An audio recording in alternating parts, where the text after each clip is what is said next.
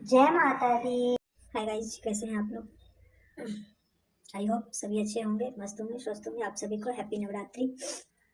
तो आज हम आप लोगों को सुनाने जा रहे हैं, देखिए, तो प्रेम 10 से महाविद्याओं बोलिए की साक्षी कथाएं। दरबार की माँ काली महाविद्याओं में प्रथम जय। देवी काली है। इनके विषय में कालिका पुराण में एक कथा का उल्लेख है। एक बार समस्त देवों ने हिमालय पर्वत पर जाकर देवी महामाया का स्मरण किया।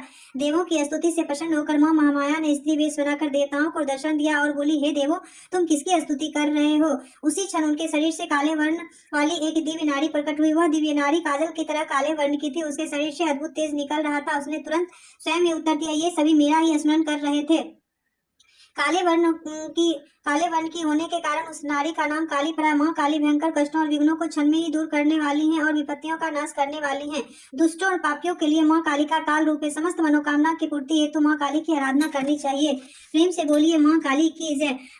देवी तारा, देवी काली का ही दूसरा रूप तारा है। देवी तारा नील वर्णा है। सौ रूप सी पर भगवती तारा आसीन है। इनका शरीर नीला है। इनके नेत्र में भी नील वर्ण है। देवी हाथों में कैंची, कपाल खड़क और कमल धारण करती हैं। गले में मुंडों की माला तथा बदन पर व्याघ्र चम्र धारण करने वाली है। देवी तारा ब्रह्म स्वरूपा एवं करुणामयी देवी तारा सिद्धिदात्री एवं भोग विलासों और मोक्ष को प्रदान करने वाली है। वाक प्रदान करने से उनका नाम नील सरस्वती है।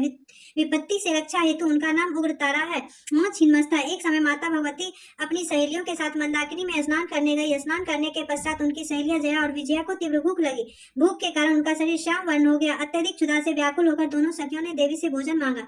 देवी ने सखियों को कुछ देर प्रतीक्षा करने के लिए कहा। कुछ समय पश्चात दोनों पुनः भोजन की मांग करने लगी। तब देवी ने पुनः प्रतीक्षा के लिए कहा। इस प्रकार दोनों सखियां बार बार भोजन की मांग करती और माता हर बार प्रतीक्षा के लिए कहती। जब भूख असहनीय हो गई तो दोनों ने देवी से विनम्रता पूर्वक कहा, हे माता, आप तो जगत जननी है, तो भूख लगने पर तुरंत अपने बच्चों को भोजन देती है, परंतु आप हमें बार बार प्रतीक्षा हेतु कहती हैं, क्यों। जया विजया के ऐसे करुण वचन सुन देवी ने तुरंत अपना सिर धड़ से अलग कर दिया।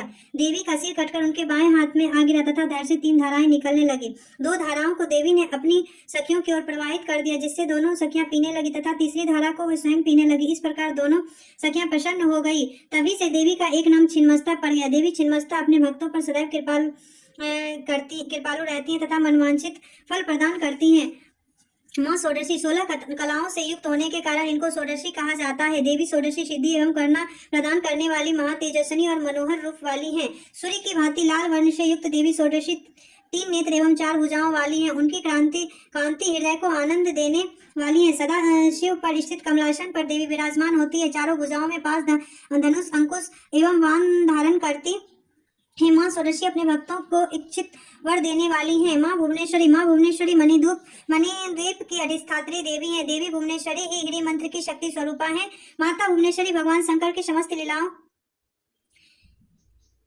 और विलास की सहचरी है। समस्त लीलाओं की कारक तथा समस्त संसार को शांति प्रदान करने वाली है। माँ त्रिपुर भैरवी, माता त्रिपुर भैरवी उदीयमान शास्त्रों सूर्यों की भांति आभा युक्त है। उनकी शक्ति अनंत है। काल भैरव जो कि क्षीयमान विश्व के अधिष्ठान दक्षिणामूर्ति हैं, उनकी ही शक्ति त्रिपुर भैरवी है। माँ त्रिपुर भैरवी गले में मुंड माला धारण करने वाली है। 3 नेत्रों वाली एवं हाथों में जपटी विद्या एवं अभय मुद्रा